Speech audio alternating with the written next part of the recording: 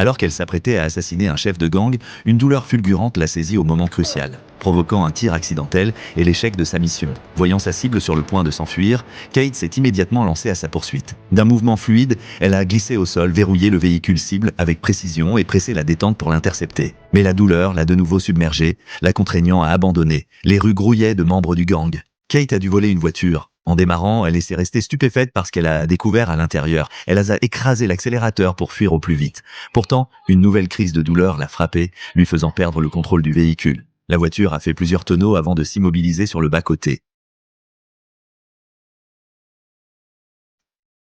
Lorsque Kate a repris connaissance, elle se trouvait sur un lit d'hôpital. Le médecin lui a demandé si elle avait été exposée à des substances radioactives récemment, car les analyses confirmaient un empoisonnement au polonium-210, l'un des poisons les plus mortels qui soient. Kate s'est alors souvenue de la veille au soir. Un homme lui avait tendu un verre de vin rouge. Le médecin lui a annoncé qu'il ne lui restait que 24 heures à vivre. Kate a décidé de consacrer ses dernières heures à se venger. Déguisée en médecin, elle a rapidement désarmé un policier, puis contraint le médecin à lui fournir de l'adrénaline. Grâce à sa mémoire, elle a retrouvé le domicile de l'homme. Après l'avoir maîtrisé sans difficulté, elle l'a forcé à révéler les raisons de l'empoisonnement. C'est ainsi qu'elle a appris le nom de Sato. Comprenant qu'il n'avait ne fait qu'obéir aux ordres, elle les a épargnés. À ce moment, du sang commençait à couler de son nez. Les dommages causés par les radiations s'aggravaient. Sachant que le temps lui était compté, Kate s'est rendue sans tarder dans un repère du gang et a abattu un homme sans hésitation. De la bouche de Sato, elle a obtenu un nouveau nom, Kijima. Personne ne connaissait sa localisation, mais on savait que sa nièce fréquentait une boîte de nuit. Suivant cette piste, Kate s'y est rendue, a neutralisé les deux gardes du corps de la jeune fille